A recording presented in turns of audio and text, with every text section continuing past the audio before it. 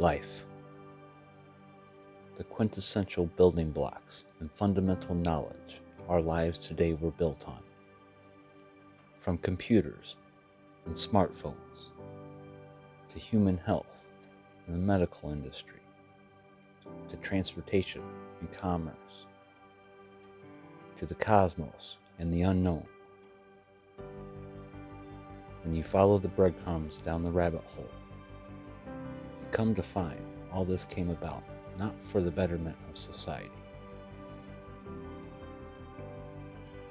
but bred from war. History, more times than not, is told by the victor, meaning no matter if it's true or not, what we know today has been manipulated and controlled in some fashion, and the lines between fact and fiction become skewed. During the turn of the century, science began to flourish, and it took 2 world wars to spark off everything we know today.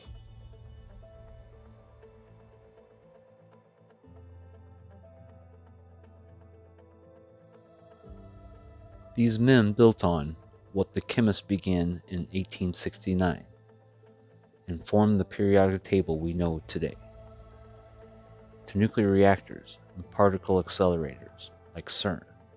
All this began somewhere. Our discussion will begin in what I believe to be the most important era in human history, World War II.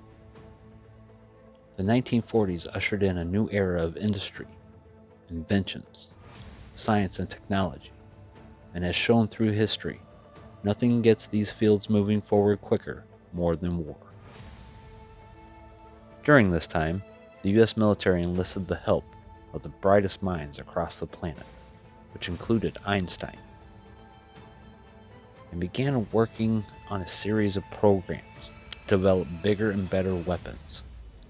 Many of these names are well known, like Robert Oppenheimer here, and Enrico Fermi, and others, Edward Teller. But one in particular we will focus on today. He made a huge contribution to not only the war effort and the development of the atomic bomb, but also many of the things we know today. Ernest Lawrence and his team of scientists, with their work including most notably the invention of the cyclotron, in an effort to separate uranium isotopes of uranium-235 from the higher concentrations of uranium-238, so that it could be concentrated at a higher percentage to create the chain reaction that normally doesn't occur in nature. This is why there are synthetic radioisotopes not found in any measurable quantity. Lawrence and his team not only found a way to concentrate the specific type of this uranium element for a bomb and to make uranium fuel rods for nuclear power stations, but also the medical industry that uses cyclotrons to produce radio-labeled compounds for diagnostic imaging and metabolic therapy. This moment in time gave rise to the world we are living in today. From 1933 to 1940, the federal government provided support to Lawrence through then 2 New Deal agencies, the Work Progress Administration and the National Youth Authority, which put electricians, machinists, carpenters, and other, quote, technical assistants to work in the rad lab, as they called it. Also in 1933, the Rockefeller Foundation began to concentrate more on the biology and medicine instead of physics and chemistry. So Lawrence believed that these cyclotrons could help fight cancer, so he focused on getting funding in the private sector this way. Funding from both industries we see today as major issues, from war and nuclear weapons in the federal government and the medical giant we have before us today in the Rockefeller Foundation. Ernest Lawrence now had the funds and a place at the University of California. What he needed then was a team of people to help. Of these people, to me, one person stands above the rest: Louis Walter Alvarez. Louis Alvarez joined Lawrence in 1936 at UC Berkeley using Lawrence's invention to produce tritium and measure the magnetic moment. In 1940, in collaboration with MIT, He developed friend and foe transponders and radar systems for the U.S. government. Most notably, U.S. Naval Research and Development, founded in 1923, and reports to the Chief of Naval Research.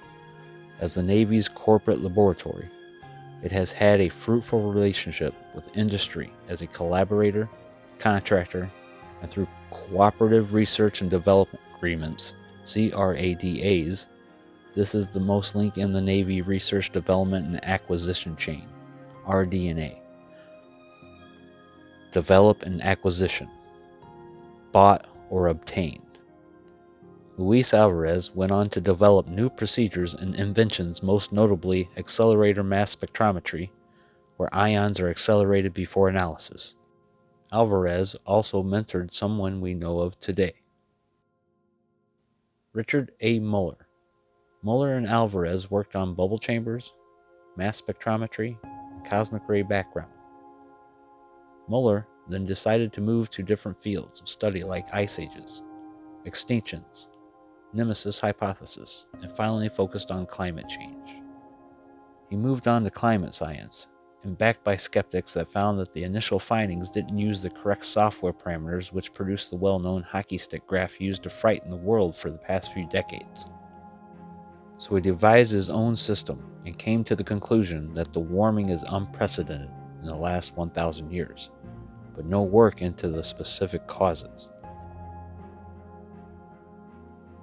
This caused the climate sciences to be questioned, and more fields are coming forward providing these answers of why. And the answer isn't just CO2. We wound up doing an enormous effort completely rebuilding a program to use historic temperature records, and did it in what we believe to be the best statistical approach to doing this. We managed to put together a record. We studied the systematics. I had no hope that we'd be able to address all the systematics. In the end, we could, and that came as a wonderful surprise to me. Each one required a great deal of effort. Poor station quality, the urban heat island effect, the data adjustment that's been done, and most important of all, the data selection bias, the fact that every other team was using less than 20% of the data, in some cases only about 7% of the data. So how do they pick their data? And did that lead to a bias, even an inadvertent bias? So we managed to address all these. And in the end, we got a nice curve, a curve that showed the temperature. And it was rising. Now, we'd never expected to address the question of what caused it. I tried fitting it to an exponential. It actually wasn't a very good fit. Tried a parabola. No, that wasn't a good fit either. Okay, try the US population. No, that wasn't so good. Hey, dummy, try carbon dioxide. Smack on. What is logic? When we look at other graphs, we can clearly see these graphs match up at the same intervals. Modern solar maximum occurred during the same time frame that they say man did everything. Now, Muller co-founded a company with his daughter Elizabeth Muller, which has just received millions in federal grant money to develop canisters and boreholes to bury nuclear waste in the ground. In association with Lawrence Berkeley National Laboratories and the Department of Energy, this private company of shareholders stands to profit further into the future, while we all pay for the mess they helped to promote for decades. Is this right? You decide.